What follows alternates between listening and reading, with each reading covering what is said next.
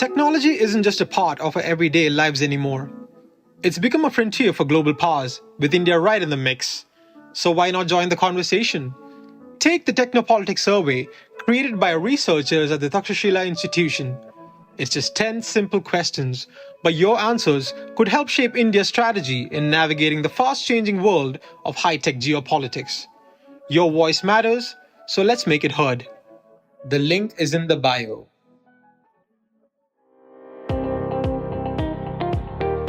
Welcome to All Things Policy, a daily podcast by the Takshashila Institution. We are a bunch of policy nerds based in Bengaluru, and we like bringing fresh perspectives to Indian affairs and Indian perspectives to global affairs. So grab a cup of coffee, sit back, and join us for today's chat. Hello everyone, welcome to another episode of All Things Policy. I'm Suman, your host for today, and I'm joined by my colleague Sarthak. We are here to discuss a very important topic that has been in the news from a business perspective, but also has public policy imperatives. As we all know, for any business to succeed, to gain new markets or increase market share, it is important for it to innovate. It is the secret sauce of sorts. However, recently we heard some business leaders say that this is not really a priority for Indian businesses. Why is this so? What are the implications? Sarthak and Pranay have a paper on this and also ran an op-ed. Sarthak in this episode will give us some pointers to understand the issue and what can be done. In this episode specifically, we are speaking about private sector R&D. Welcome to the show, Sarthak. Hi, Suman. Thank you. So let's straight away dive into the topic. What is exactly the status of private sector R&D in India as of today? Yeah. Thanks, Suman, for asking this question. But before we talk about private sector R&D, I just want to give you an idea about how does India's R&D performance looks like. India is the fifth largest economy in terms of GDP, but it ranks 20th when it comes to R&D spending. And if you look at the total quantum, how much India spends on R&D, when I say India, it refers to both public as well as private spending. It is somewhere around $17 to $18 billion. Compare that with some of our competitors, for instance, China. China spends around $600 billion. Compare it with some of the countries we aspire to be in terms of innovation, in terms of technology. United States, $800 billion. So India spends a very small amount as compared to countries like China and the US. Another way to look at it, what proportion of GDP do we spend on R&D? India spends around 0.3%. The global average is 1.5%. So overall, India does not prioritize R&D, or at least the nation as a whole doesn't prioritize R&D. Now the question is, what about the private sector's contribution? What about the government's contribution? Now, if you look at the government's contribution, it actually is not bad given our GDP per capita. Given our GDP per capita, and again, I just want to highlight that India's GDP per capita is quite low. It ranks somewhere around in the 130s in terms of GDP per capita. Countries in that particular range, if you look at that, Indian government doesn't perform bad, right, when it comes to R&D spending. So the problem, I would say, is the private sector spending. Private sector in India doesn't spend enough on R&D. Again, I have some statistics to back this up. In India, whatever R&D spending is there, less than 40% comes from the private sector. The global average is around 70%. US, it is 75%. China, it is 77%. So in India's private sector has not invested enough in R&D. And again, this has massive implications, right? You won't have New products. You won't have companies which are World leaders in products, right? Services, maybe we have some of these good firms, Infosys, Wipro, and all these IT services firm. But product-wise, you don't see an Apple equivalent in India, right? Or some other Microsoft products or some of these things. So yeah, it is a major concern, and this is where private sector R&D is right now in case of India. Yeah, thanks for giving us that heads up kind of thing. But what actually ails R&D, private R&D? Don't we have enough money, or is it something else? Actually, there is not one factor, I would say. But yes, one of the factors is money. Investments by private players in R&D is something that is lacking. Now, if you look at private investments in India, right? I'm not just talking about R&D, just private investments. Private sector's investment as proportion to GDP has declined. Maybe in 2008 or something, it was at its peak, but after that, it has gradually declined. So investments have gone down. So obviously, it so shows that you don't have enough money, maybe. And if you don't have enough money, then again, the spending on R&D will also get impacted. And then there are other reasons as well why you don't have enough spending on R&D, right? For instance, look at our tax policies. Okay. Right now, if a private firm wants to invest, they need money, right? Now, if you have a very high tax rate, so the amount of money that they have right now is limited. True. Right. So, for a long time, India had very high taxes. Maybe in the last few years, the corporate tax rates have reduced, but it still remains high. Another way to think about it, now, for a private firm, right, they will again do different calculations, right? How to ensure all the operations are in place. But if you have a tax policy that is arbitrary, right, you also would like to keep some buffer. Yeah, because of the uncertainty. There is some uncertainty. You will try to keep some buffer, right? And the perception of our tax system, what is the perception? The perception is it is uncertain. And in the past, we have had retrospective taxation. So those kind of things makes it kind of difficult for many firms, or they would save it for the rainy day, maybe. And then there are not just tax changes, you also have different interpretation of the tax code, right? There is the lack of precision in that. So all these things hinder investments. And then there are also some mechanisms to reduce the uncertainty. We have tried that in the past. For instance, advanced pricing agreements, those kind of things, right? It will ensure that, okay, the uncertainty can be reduced to some extent. However, these mechanisms have also not been very successful. Our capacity to arrive at these agreements or conclude these agreements have not been great. Some of the committees have studied this and they figure out that we have not been really good at this. Also, sometimes countries also come together to conclude different investment treaties. Right? For instance, bilateral investment treaties. It gives some sort of protection to the foreign investments in the economy. So there also India has, over the last few years, maybe a decade or so, India has not done well. In the past, between 1994 to 2015, India signed a lot of bilateral investment treaties. Some 83 countries it signed with, some 74 of that were enforced. But then under that treaty, India got an adverse award somewhere around 2014 or so. And after that, India changed its bilateral investment treaty model. It came up with a new model.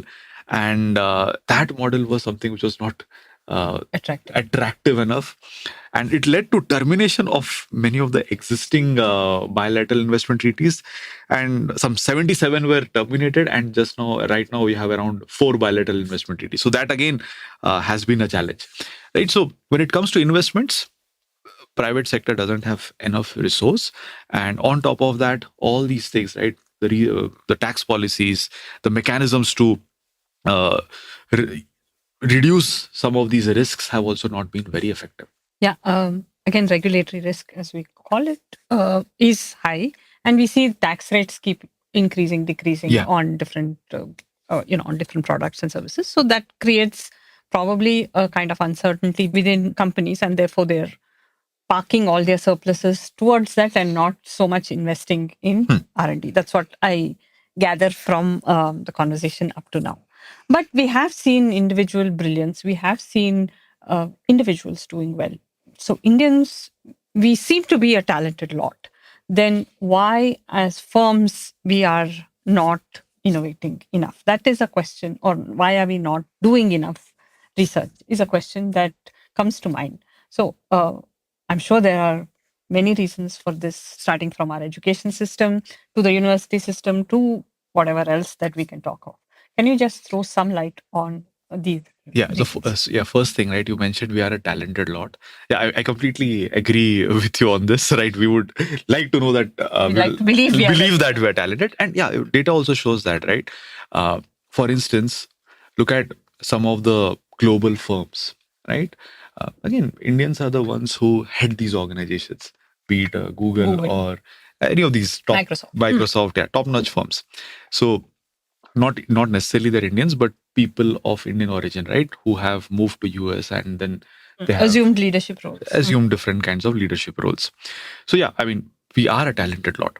In fact, there was this study. There's a paper. I will share the link of that paper, NBER paper, which found out that those who qualify IIT JEE exams, right? If you look at the ranks, the higher the rank, the higher the possibility of moving out. So we have talent. I mean, we have people who are extremely good, but most likely the talented lot seem to Move away. move away, right? It's not that everyone is moving out, but then since this paper also talks about the same thing, right? Those who are extremely talented, they move out. What could be the reason? Maybe the kind of ecosystem that you get over there, you might not be getting in India. So the problem is India is good at maybe sorting talent, selecting talent. That's what Professor Karthik Muralidharan also talks about. The way our education system is devised, it is very good when it comes to selecting the talent, sorting them out in terms of grades or anything, right? But then we're not good at retaining them, or we're not good at nurturing them as well. So the top-notch talent typically prefers there, and our ecosystem is not that great. In fact, there was another study which found out that the number of millionaires that countries lose out, the number of millionaires who move out, India has lost the highest percentage of millionaires due to migration. So the top-notch talent does not stay for long here. Then you can maybe attract talent, right? Maybe your talent is moving out. Why not attract talent from outside? India has also not been successful in that. We have just the expat population in India is very low, somewhere around 0.4%. And again, what attracts talent from world over, right? What are the factors? Maybe high incomes, growth rates, or all those things, which again, if we could attract people from outside, we could have retained as well, maybe, right? So all these factors are linked with one another. So our talent is moving out. The term brain drain used to be associated with all these things. Now, another way of looking at talent, it might not be the top-notch talent, but labor is also important for any manufacturing firm, for services as well. We have a lot of people. We have a huge labor force. We are a young population. The number of people who are going to enter into the working age category, that is also going to be huge. But our labor productivity is not good. Maybe our people are not skilled enough. The kind of work they do, that's also not great. In fact, in terms of the quality of labor force, India ranks somewhere on 129 out of 162 countries. So these are some of the major problems when it is related to talent, and which again hinders our firms from creating world-class products, maybe. Yeah. So talent, capital, all of these are coming across as barriers for innovation. But then when we look at as a business, when I'm looking at the market itself, I want to benefit from international markets, right? So I would think that most businesses in India would also want to. And R&D investments could really help these firms create more products for the international markets. So is there a problem with the way Indian firms look at this, and don't they want to benefit from international markets? That's a question that comes to mind, because are they just happy servicing local markets? Are they just, being small and want to be within the national market? Yeah, thanks, Suman, for this. So the way you framed the question, right? Are they happy to not serve the international markets? The question is, you cannot just go and serve international markets, right? Your products need to be competitive. Then only you will have these international markets, right? Which implies that your products need to be cheap, or they have to be like top-notch quality. You are creating new or stuff. it should be something new. Yeah, Something so you should have something new to offer. something new to offer. Now, the problem here is many of our firms, because of the kind of restrictions that they face, might find it difficult to create these products, or at least create these products at that price point. Yeah, because they're small and They're small. Yeah, they have not been able to scale up because of that, and also because of the kind of policies that we have. Right, it is here in the government also plays a very significant role. For instance, if you have to create world-class electronic products and they have to be competitive, cheap enough to compete with the Chinese products, so you have to get your inputs at a lower price point, right? And just think of the supply chains, right? You have diverse supply chains, right? So you have to have products, the intermediate goods, the inputs at a cheaper price, which implies that your import tariffs and all those things should be low. But in case of India, the import duties are generally high. In fact, in the last few years, it has gone up.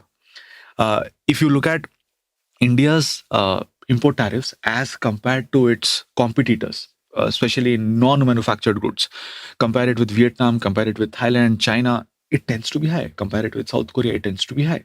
And not only it is high, it is also increasing. For China, it has decreased, at least for the last 10 years. For India, it has increased. If I look at different countries employing industrial policies, India also employs industrial policies. Other countries are also doing it. In other countries, the preference is there for subsidies. In case of India, we also have subsidies, PLIs, but India prefers different trade-related measures. That is something which is predominant. And here it is tariff barriers as well as non-tariff barriers. So the idea is we will protect our domestic producers by imposing high tariffs. But the irony is the products that come out of these producers are more expensive, they're inefficient, and it hampers them, right? So they cannot have a global market now.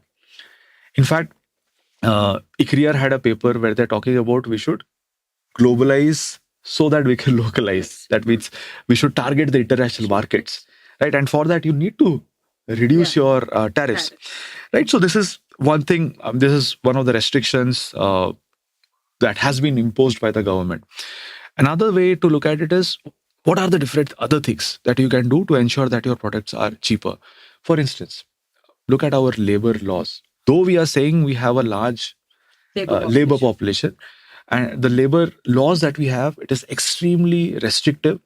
It prevents firms from growing. It prevents firms from hiring more people. And these labor regulations we have tried to improve. We have tried to streamline. In 2020, the government came up with some measures to consolidate the huge number of labor laws that you have, but the new rules are still pending. We have not implemented it. Because of these restrictions, again, firms will not be able to scale up. So these are some reasons why Indian firms find it difficult to create competitive products, as a result of which access to the international markets or their share in the international markets gets limited. Yeah. So we see that there is a role for public policy here. It's not so, of course, everything should come from the players, but what are some India's policies specific to facilitating R&D? Are there some of those policies, and how do they fare? Yeah. So again, since you talked about government's role in R&D, right? Now, whether government should be there in R&D is one question, or should it be the private players who should be prioritizing R&D, right? Since we started with that argument that, okay, the private sector is not doing enough R&D. So should the government do anything for that synergy, right? R&D and private sector. Now, R&D is something which has massive positive externalities. If a private player invests in R&D, the researchers over there, they write some papers, they come up with something novel, or they come up with something new. It not only benefits them, it benefits the entire economy, right? Not only the economy, but also the entire society. And this thing, it percolates. Yeah, it percolates, right? If you do something new, and I am also a researcher in the same field, I don't have to start things from scratch. I will rather start from things that you have already done. I will take it as the base.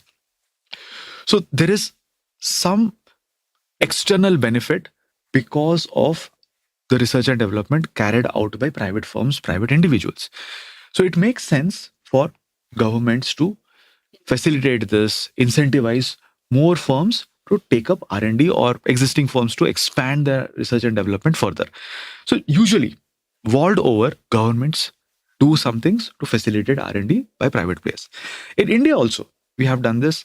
The Indian government, sometimes state governments also do this. In India, one of the things that the union government used to do was it used to provide some sort of tax incentive, R&D tax incentives.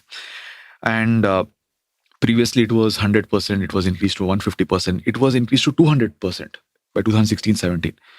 But now it has been reduced from 200%. Now this is something which again is something that I can't understand why they have reduced it, right? Because this is something that you should be doing as governments. It is better for you to facilitate these kind of things.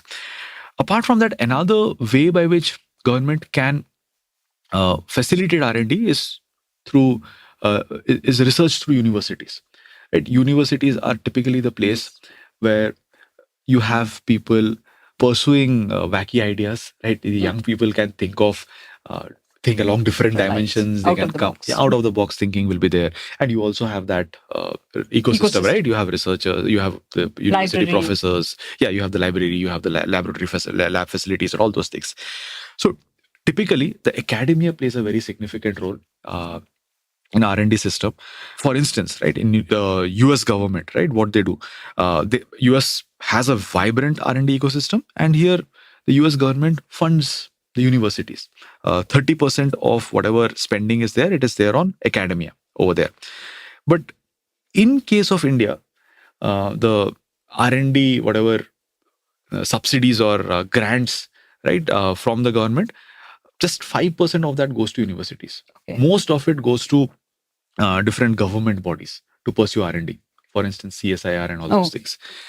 Now, universities and private sector, right? That collaboration is very strong in case of United States, right?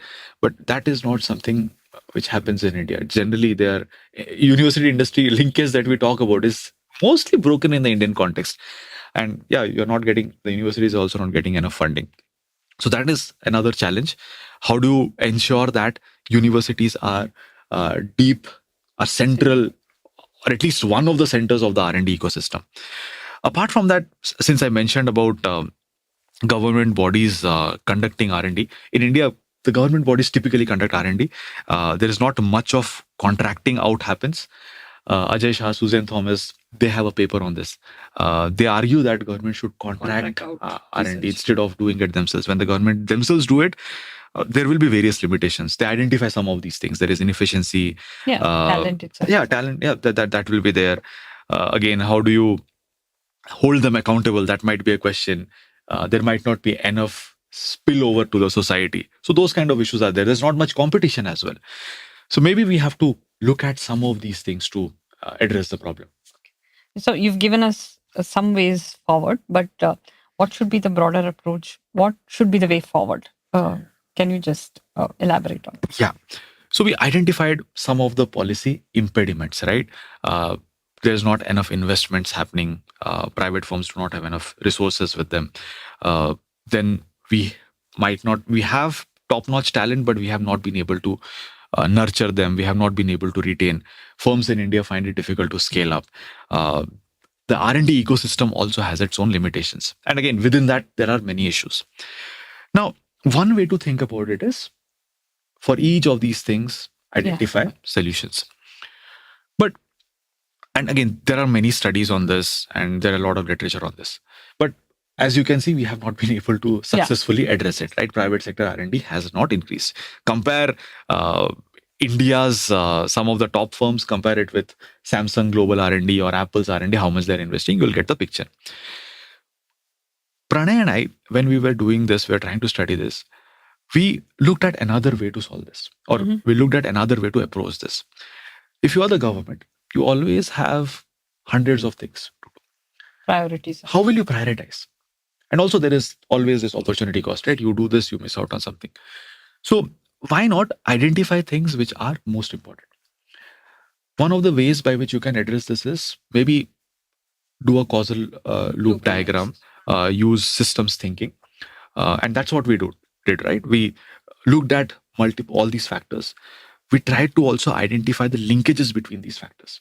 For instance, academia has an implication on corporates. Right? For instance, how the academia performs, it will have a bearing on what kind of human resource you are creating, what kind of talent you are creating. Again, the talent will have an implication on corporates, and the corporates will again have. So there are different linkages, right? These factors are not just independent, isolated factors. They're all linked with one another. So we tried to find out these linkages, and from these linkages, we tried to identify some leverage points. Again, this is not at least this is the best we could do. I would urge our listeners to do it. I mean, they can go one step further, right? They can identify even more linkages. The paper is out there. We'll share the link of the paper along with this. And from when we did the systems linkages, right? When we came up with this causal loop diagram, from that we identified some leverage points, and three things stood out drastically. One was we have to do something for the universities. Third is first is universities, second is corporates, and third is the R&D ecosystem. These are the places where the government needs to prioritize its efforts. For instance, when it comes to corporates, right? What has to be done? You have to create an enabling environment for investments. The corporate tax rates at this point of time is higher than most of our competitors. You have to gradually reduce it and increase tax certainty. You cannot just keep on changing tax rules, regulations. I would say we have done better. At least we haven't done any of those retrospective taxation and all those things. But yeah, there is scope to do better. And apart from that, we need to improve our capacity to conclude advanced pricing agreements, bilateral investment treaties. Also, labor regulations at this point of time, in most places, they're extremely restrictive. They're not representative of the current realities. True. So we need to fix that as well. But yeah, you have to keep in mind the political economy and all those things. And also state union issues. What could be done here is maybe look at some places, not all, some places where it is easy to get things done. They can be the policy labs where you can experiment with some of these models. Maybe places where union and state, they're ruled by the same political parties. So some of these policy labs you can explore. When it comes to the R&D ecosystem, universities play a very significant role. Figure out ways by which you can have more universities. Figure out ways by which foreign universities can also participate in India. The new national education policy has provisions for that. Some Australian universities have already set up their campuses. We need to figure out ways by which this can be explored further. At this point of time, we are not very sure whether researchers from outside India will be willing to come to India. We have tried some of these things before, has not worked much. China has done it, but they're also mixed results they have got. And given that the per capita incomes, the other situation which also impacts someone's decision about coming back to India from US or some of these West European countries, we're not very sure whether this will work. So the best possible scenario for us might be ensuring that our researchers, the researchers who are based out of India, are working in collaboration with researchers outside India. Another option that we can possibly leverage or we can possibly explore is some places world over has Indian diaspora, good number of Indian researchers. These are geopolitically favorable locations, maybe a Melbourne or a Singapore or a Dubai. Try to figure out ways by which we can have some centers of excellence or hubs of excellence over there. We have to figure out how intellectual property sharing and all those things works in such scenario, but maybe it is an area of research. Apart from that, R&D incentives, again, it should not be, ideally it should increase, it should not have been reduced. We should also look at some sort of international collaboration. For instance, Quad countries. Is there a way by which you can have some sort of tech transfers between them? So these are few things that government should prioritize, and many of these things are not that difficult to do. Right. So these are some solutions, potential solutions to the private sector R&D puzzle that we have right now. Thanks, Sarthak. You not only laid out the problem and various factors affecting it, but you also gave us solutions or inputs to what the government can do better. I think that is really helpful and something for all our listeners to think about. And if our listeners have more ideas about this, do write into us, and we'll see where we can take that. Thank you. Thanks for being on the show. Thanks to the listeners for staying tuned. We'll meet again for another episode. Thanks. Thank you. If you liked our show, dive into Takshashila's research on technology, strategy, and economic affairs. Check us out at our Twitter handle @Takshashila INST or our website takshashila.org.in.